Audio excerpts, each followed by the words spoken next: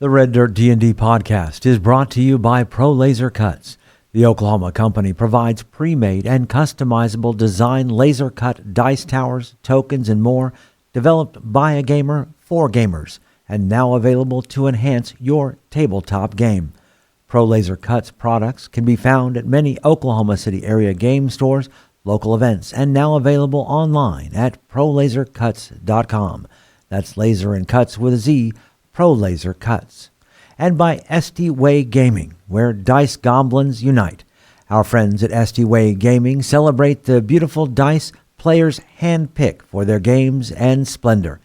SD Way Gaming has expanded to include many tabletop gaming varieties, accessories, and similar fun necessities to include a service for your dice addiction.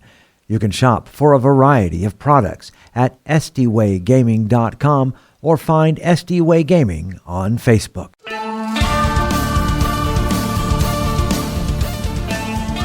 Welcome to Red Dirt D&D. I'm Michael Cross, and I play Gaz, an orc barbarian, sworn protector of the Caliban frontier. I'm Konnor Shenold. I play Konnor with a K, Kobold Sorcerer who's a continuous thorn in the Empire's side. I'm Johnny Payne, and I play Xonimus Dinar, a paladin of dusk, using vengeance as a tool to protect the ones I love. I'm Kiri Hester. I play Poppy Tea Leaf, the halfling desert druid determined to save the wild places from the ambitions of civilization. I'm Brooke Bullock, and I play Mokran Stoneshaper, a young dwarf sorcerer finding his true family as revealed by the secrets of the frontier. And I'm Ash King, your dungeon master. Join us now for Tales from the Caliban Frontier.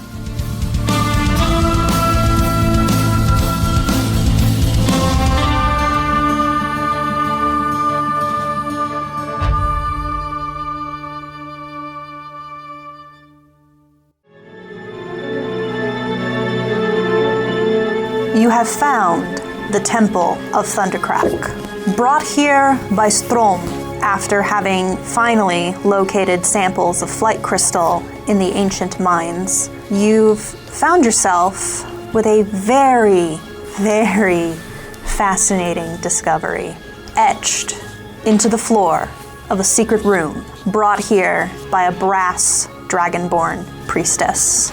The Star Roads, interconnected arcane gates that will be potentially useful in your travels if you can figure out how to work them. Mokran's attention has been brought to a particular symbol placed on the floor, a place he believes he knows exactly where that gate will open. It's the pillars. Which pillars, Mokran? It's the sneaky coyote pillars, Xonimus. Everything keeps coming back to that, huh? All right. Gaz, do you know the pillars north of the last stop? I don't know where the pillars are, but I've never actually been there. I've heard about them in my travels. Eopix, the one we told you about.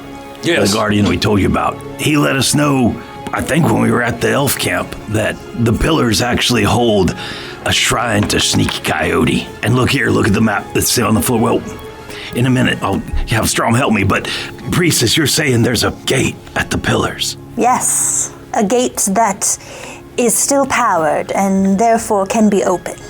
And let me ask you, Mokran, how far away is this from the Smithson that you had talked so much about? It's not far. No, that's not far at all. Not far at all.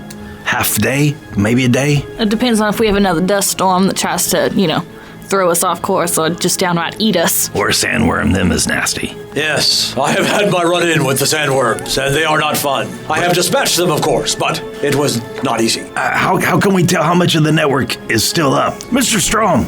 Yes, boy. Can I get up there? Here, let me. And he places his hand down for you to climb on and lifts you up onto his shoulder so that you have a good vantage point. And he holds very still. Kind of squeeze with my knees around his neck, not too tight, and grab my backpack and get out the journal. And I want to start Oh, if he needs, must use my head for a desk. Go ahead. Oh, that's a great idea. I start scribbling notes, looking at the outlay of these ruins and the way it's embedded in the floor, and notations on some of the stones that are just stone dead. They're Pretty no much, light. yeah, because it's very obvious to tell it's crystals that have been embedded into this stone, and there are some that are, shining with a warm golden light to show that they are active, and there are others that are dull, as if saying that this gate is not active. Yeah. And then there are others that are cracked. So I turn to the priestess. I say, so with the ones that are cracked, those are the ones that cannot ever be reopened? Correct. Is there any way to reopen them, if there was a magic involved to open the gates? The thing about the gates is that it requires a massive amount of energy in order to maintain them on a regular basis. The ones that are cracked, those gates have either been permanently closed for a reason, or it's also possible that the places they were in have fallen into such disrepair as it would be unsafe to open them again. It's difficult for me to say from here. And mostly lost forever.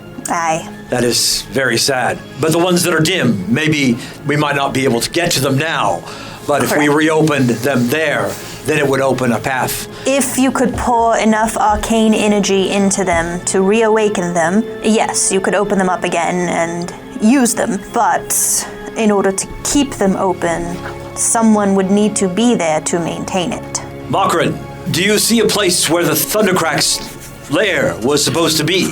I'll have to take this and then compare it with what we've got from the scribbles of Fortunato's room. But maybe. There's a couple of these, I have no idea what those are. Zionia, what is the power source itself? Is it on a different plane? Is it something tangible that you can see? Ziania looks at you, tapping your fingers together. Well, used to when the dragons were in control of the frontier.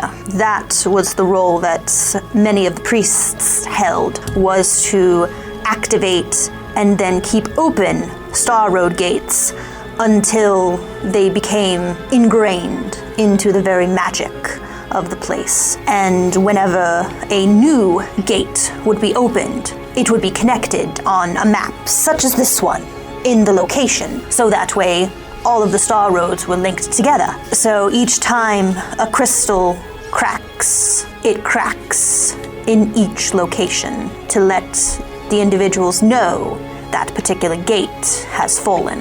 And you said a dimmed gate could be preserved if someone was there to maintain it. Yes, a dim gate could be reopened and then kept open by maintenance of an individual there. So Makrin, maybe the Dragonborn and the Temple of Nightmare. Oh, and I look at the comparison.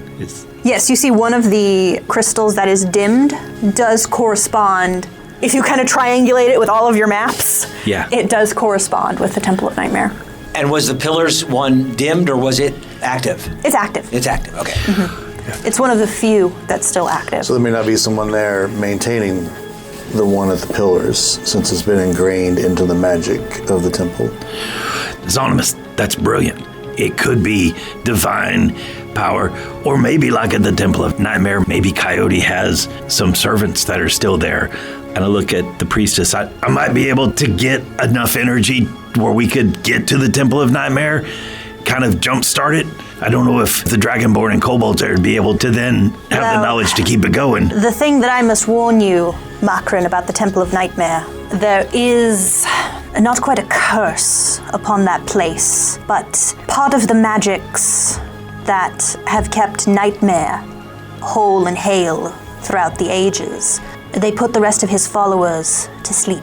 Yeah, remember when we were talking about closing up the temple, we were all growing very concerned because we could shut the doors from the outside, but we needed someone to seal them from the inside, so they go into some kind of like hibernation for a bear, but like... Stasis. Yes, that's a good word. The time stops so that Nightmare can return to his body. So what you're saying is that the only time we can reopen this gate would be when it is time for Nightmare to awaken to his full capacity and would no longer need to put his followers to sleep. That would be the best outcome, yes. For many years, we prayed that Nightmare would return to us. He sent his spirit out into the astral to fight the Mind Eater. That's Serpentinus, right?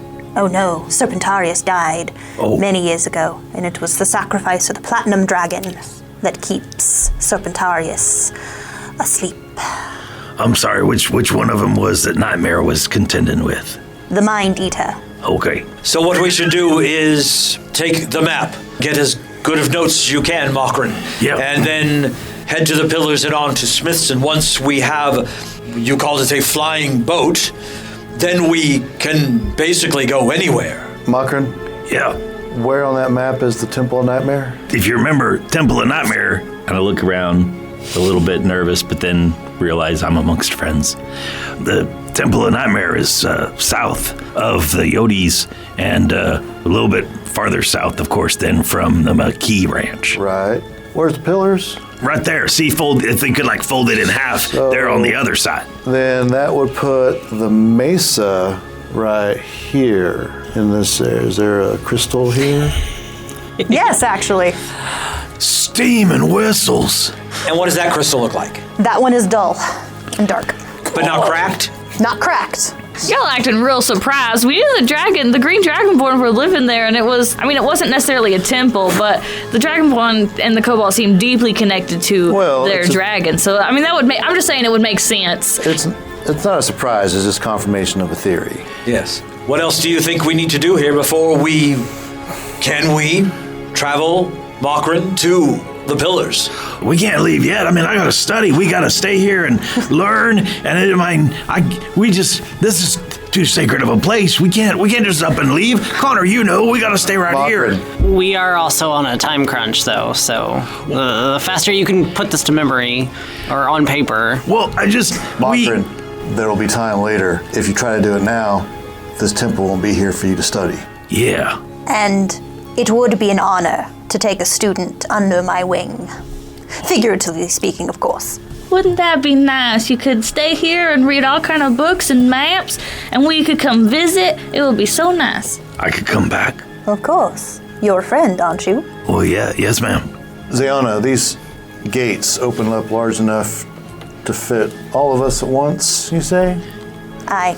What if we were in a boat? Depends on the size of the boat. What about Buttercup? We can't leave her behind. So, it's a 10-foot circle. We could take the Smithson's boat. It's got to be narrower than 10 feet wide. Would you like me to show you? By the princess, that'd be amazing. Stand back. Strong, back up. Poppy? Mokrin shimmers down off of him and actually moves closer. So, Zianya opens up a pouch, pulling out a piece of chalk, and she begins to trace out this very methodically. It's like she's done this, 100 times before. Traces this circle and begins to inscribe the runes at the appropriate parts. As she's doing this, you're hearing her speak arcane words under her breath, and then you feel it. The hairs raise on your arms, the back of your neck gets all tingly as you can feel the magic as the gate activates. And it opens up as a portal.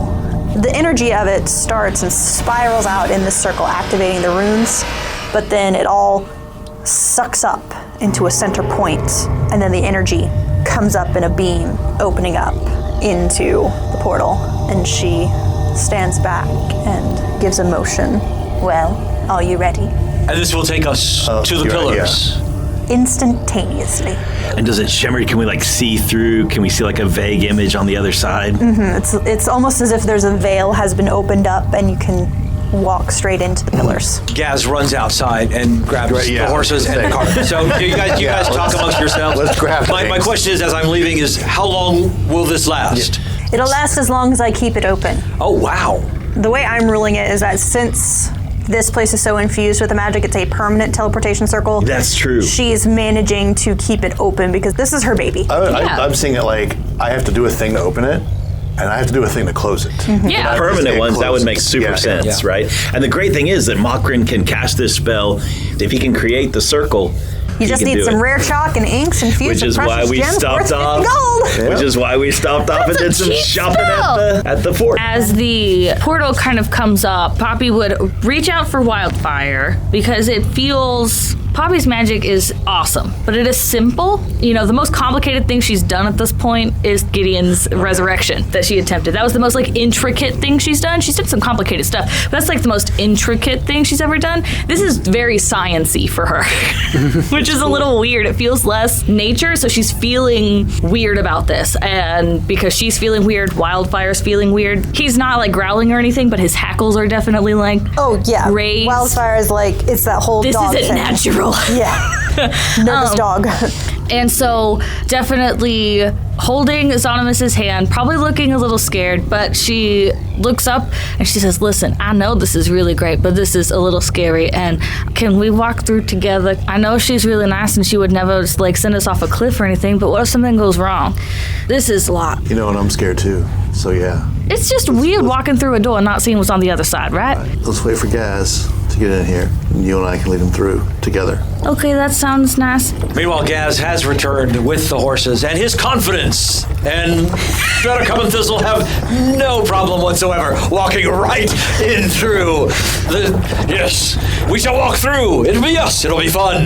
Gaz, can you help me with something real fast as I walk right past you to the car to kind of slap you on the shoulder? Can you help me put over here? Of course. I'm gonna pull back the tarp on the cart, and can you like move this box here in this crate? I'm looking for something. Yes, I shall lift this for you. You guys can ride right there if you want to, if you're nervous. I'm looking for Gideon's shield. Takes a few minutes of digging because it's been buried under a few things, but you do find the special place where you keep Gideon's stuff. It's next to his guitar. I'm gonna take the shield, flip it around and look at the front of it, kind of chuckle and sigh. Dogga. All right, wrap this back up. We're moving out. Shield on one arm, draw my sword, and extend my wrist out to Poppy. Are you ready? Sure, I'll pull my Gideon sword, so you have our Gideon sword and our Gideon shield.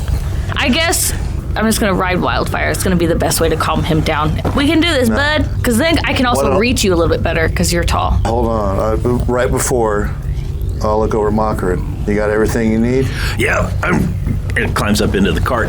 Konnor, you want to ride or you want to walk? I'll ride with you. Okay, remember, there might be servants or guardians on the other side, so be sure, don't get your temper up, just kind of stay calm. This feels like a turning point, don't it? I don't think we can come back from this door. Together then? Always. Step. You all step through the portal. Golden light and energy washes over you. And it's that weird feeling of this is basically a magical tear between this place and another place. So it's that weird kind of flip-floppy, stomach-turny type of sensation. It's almost like riding a roller coaster, but the ride is very, very short. But you step through onto the warm sands of the pillars. Behind you, the gate slowly dissipates from existence, as if it was never there. That was the coolest thing. I'm just looking back at the empty air behind me. Did you feel that? It was like, you know, like when you suddenly miss a step and then you're like, whoa. I want to look at Mokrin and kind of rub my hands together. Do you feel it now? We were by a large river and a huge lake. Feel the air. Are we inside of a building or are we standing outside the pillars? So, you remember that exact same spot where you guys fought Anarchy? Yeah, the suspicious I knew circular it. sunlight spot. That's the spot. It's a very familiar area. Xonimus, I just want to say I'm real sorry again. No. Okay. Okay. All right. Poppy got the best look at the caves in the area. Actually, everyone got a better look at anything that I did, so... I can show you all the best stuff this time. This is the coolest thing ever. Right? Yeah. Gaz, we've been here before. I remember you telling me stories of this place. Well, and surely we're not that far from your mom, so... No, but when I would come east of the Great Mother River, I mostly just went to the last stop. I never really explored much to the north up to here. As you all look around you, taking in the sights of the pillars once more. Turning around to the passageway that would lead you out of this area, you see a figure standing. At first, your heart plummets into your stomach. The cloak, the stance, maybe trick of the sun. Tiefling? No, not a tiefling. A man? No, not a man. Coyote? Both.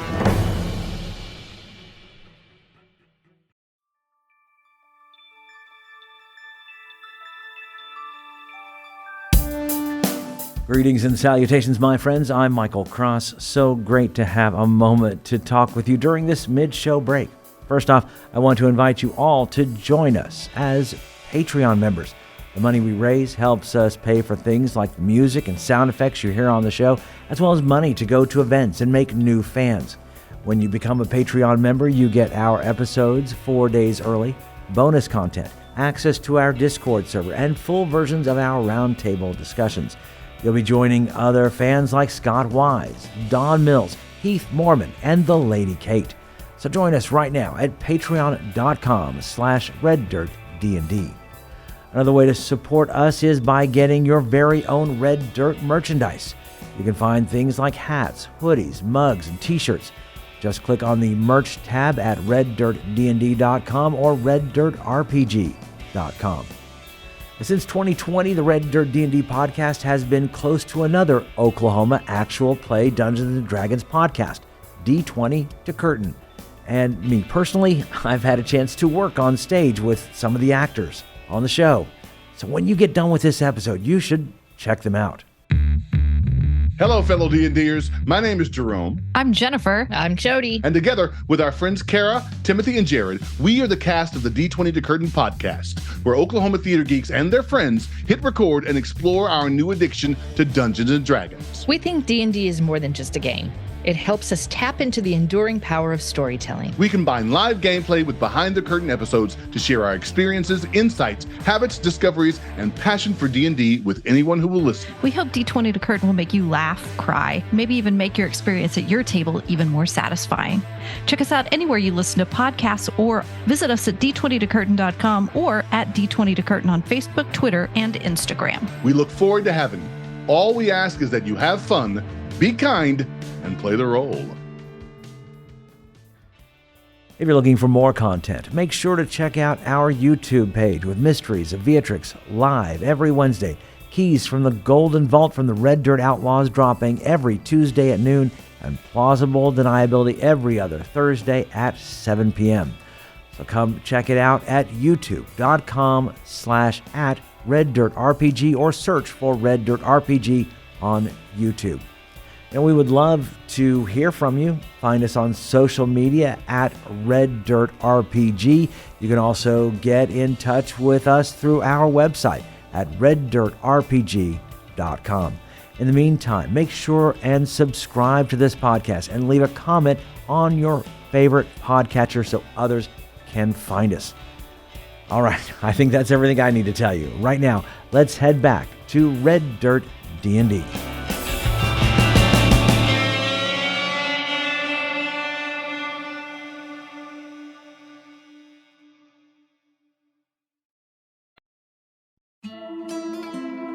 The Pillars. The place of pain and memories. A place you never thought that you would ever come to again, but here you stand, looking out to the passageway that would take you back out to the Kalban frontier. You see a figure standing there, neither a man nor coyote, somewhere in between, but he stands in an easy stance, hands clasped behind his back. His head tilts as he zeroes in on you, Xonimus. I'll step up. Well. I'd say the wayward child returns, but you're not one of mine anymore. Breaks my little heart. You have a heart? Metaphorically, yeah. I mean, gods have weird anatomy. I'll sheath my sword, because he is a god. What can I possibly do to hurt him? Well, maybe I already have hurt him. You came all this way just to see me? Maybe. I mean, here's the thing, kid. It's nothing personal. It's just a matter of principle. And that is? You not only broke our deal, you immediately ran into the bosom of one of my sisters. Your sister had better treats. Yeah, I know. I can only offer so much. But see, here's the thing.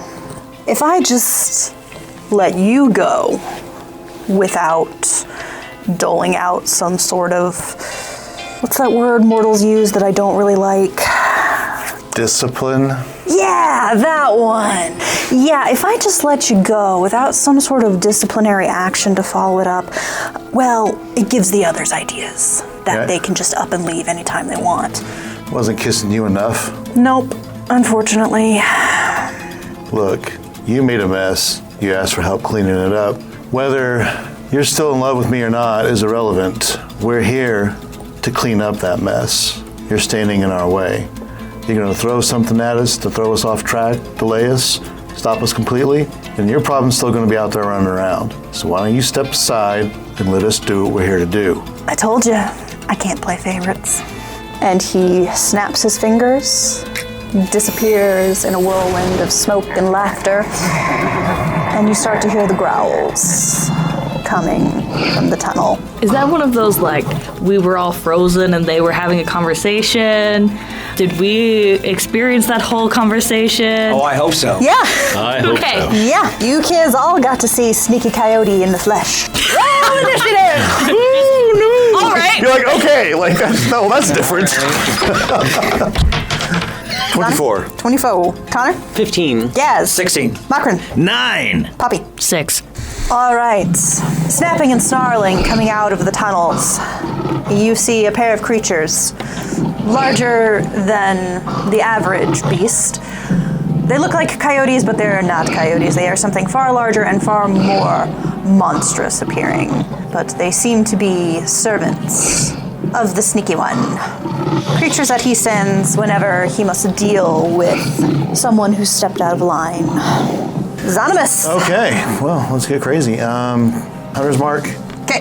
And then I'll move up on them. Are they right side by side? They came in to the tunnel and then they're starting to fan out. And how wide's the tunnel they came out of? It's not very wide, about 10 feet. Are there other tunnels out of here? Nope, one way in, one way out. I'm going to Hunter's Mark them, and I'm going to look at Poppy and say, are you with me? And start walking right up to one. Instead of telling you to run away and hide and be careful and safe, come stand right beside me. Oh, that's nice. We're in this together, right? Always. How far away? Sorry. Yes, you can reach them with your movement. Well, then I also swing. So, oh, well, look at that. 23. Hey! Yep. Oh! Okay, and then, so 14. 14. Okay. Important question. Yes. Is your sword magical? It's not. Non-magic. Okay. So you slash at this beast. Yeah. Unfortunately, it is not quite as effective as you would have hoped. So it seems to have some resistance to your attack. Well, some of that damage would have been your Hunter's Mark. Is that magical damage yeah, since it's a spell? Yeah. Yeah, so go ahead and separate that out for me if you still have it. It was a D6? Mm-hmm. 6. Okay. So it will take the full 6, and then what was the damage from your D8? 4. 4. And then a 4 bonus to hit. Okay, so 8 total. So it'll take 6 full and then 4, so 10 points. I best say you get an extra attack. Boom, boom. That is a dirty 20 for 3 magical and 7 reg. All right, is that all for you? Okay, I'll look at my sword and glance over at Poppy. Done.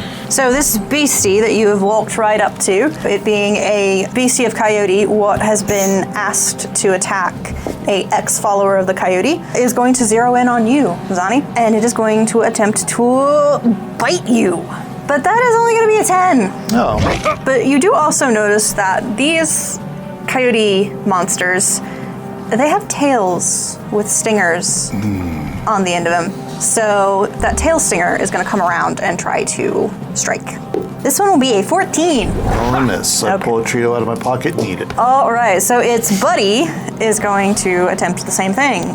1 bite attack, 1 tail stinger, again focusing on you because, well, reasons. A 17 on the bite? 17 is it. Okay. No, I have a shield in my hand. I am 18 now. Oh, well then, I didn't have a okay. good character sheet, sorry. So the bite will not hit, but the tail stinger would be a 24. Yes. Okay, so you will take 18 points of piercing, and then I need a Constitution saving throw.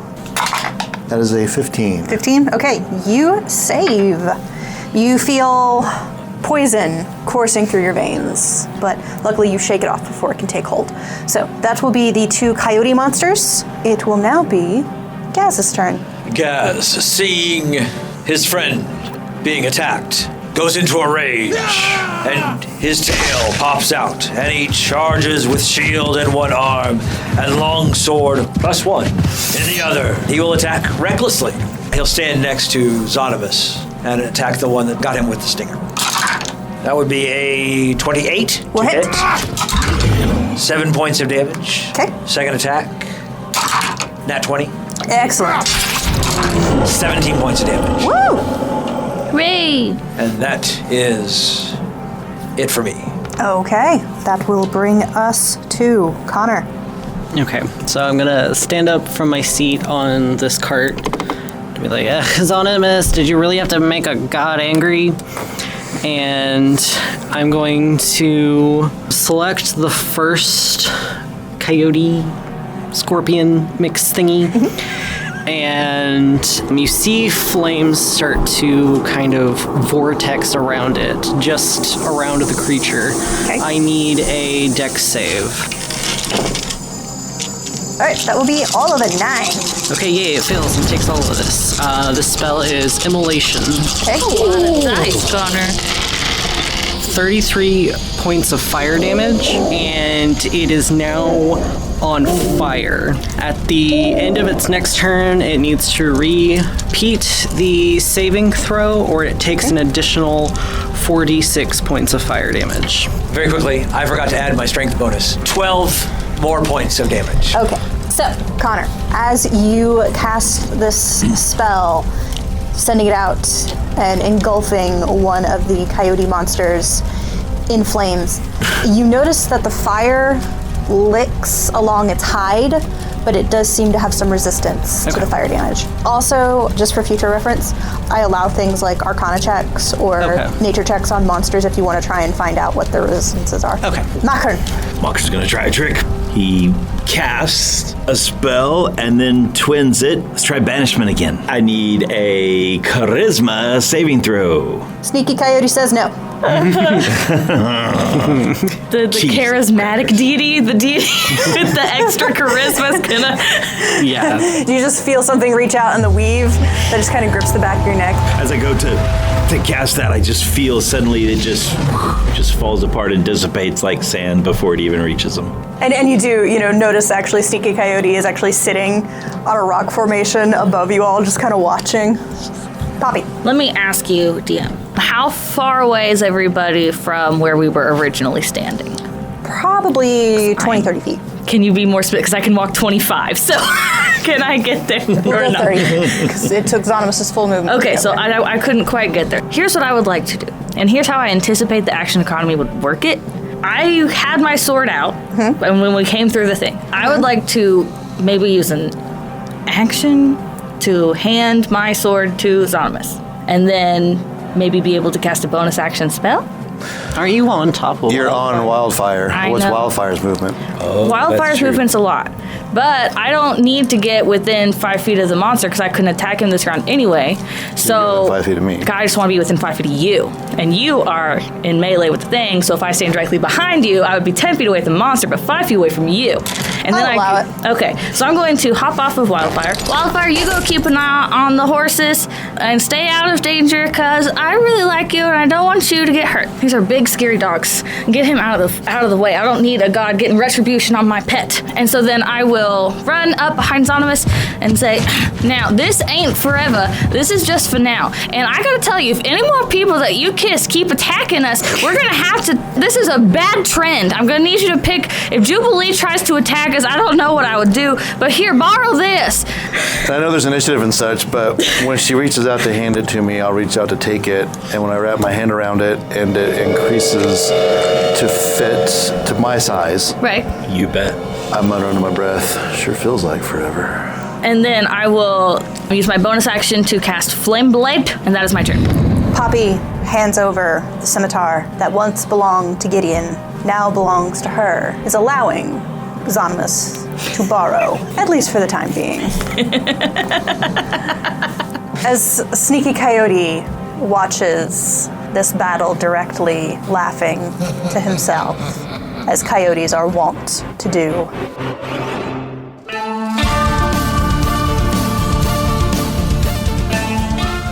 Red Dirt D&D Tales from the Caliban Frontier as Ash King as our Dungeon Master, Brooke Bullock as Mokran Stoneshaper, Johnny Payne as Xonimus Dinar, Kiri Hester as Poppy Tealeaf, Connor Shenold as Konnor the Kobold, and I'm Michael Cross as Gaz. Special thanks to our Silver Star Paladin patron Shenanigans Unplugged. Our theme music was created by the cinemagician P.J. Castillo. Our incidental music comes from Jeffrey McBride. Our sound effects and additional music courtesy of tabletopaudio.com and Monument Studios. You can find us on Facebook, Twitter, and at reddirtdnd.com. We here at Red Dirt D&D could really use your help in getting the word out about us. If you like what you've heard, make sure and subscribe, rate us, and leave a comment. Also, tell your friends about Red Dirt D&D. You can also support the show at patreon.com/reddirtdnd.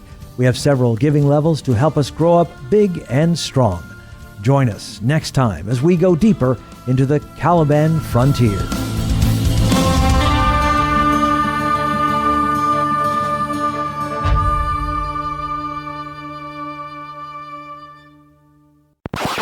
Hello and welcome to the... No, that's not right. Round table. We've already messed up! Welcome to the auditions for Red Dirt.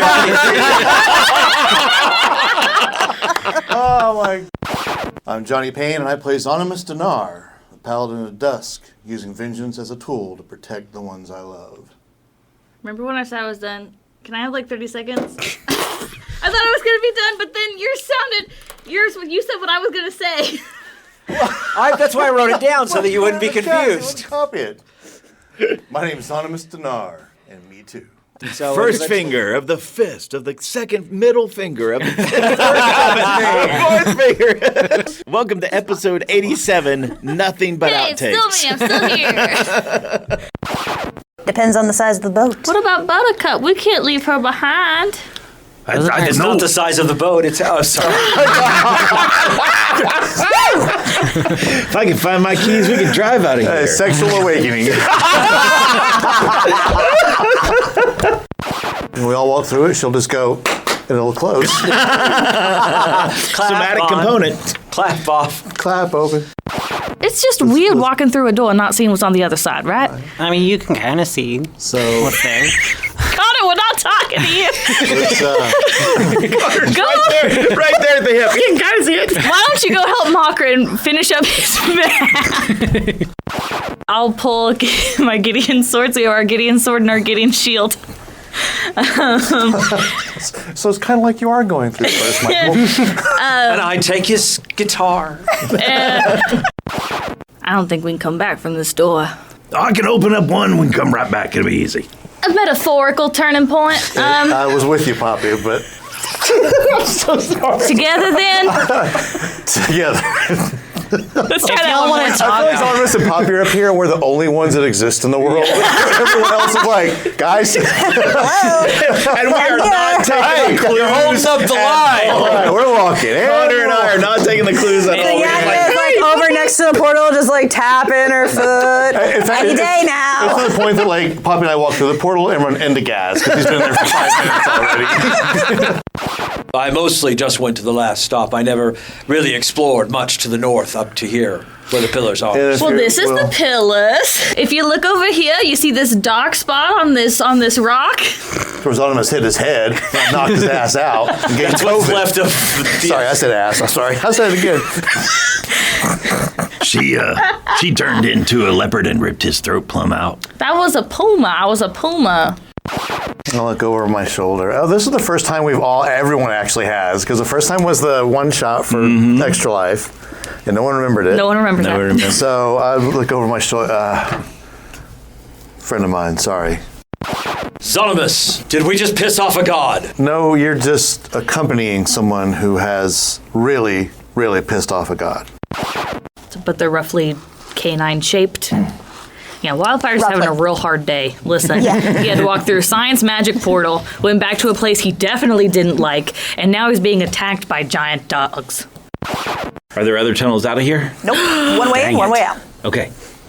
This is, Michael's probably going to cut this out, but remember when we specifically couldn't bring the horses into the pillars because there wasn't a tunnel big enough for them to walk through, but now the horses are in the middle of the pillars?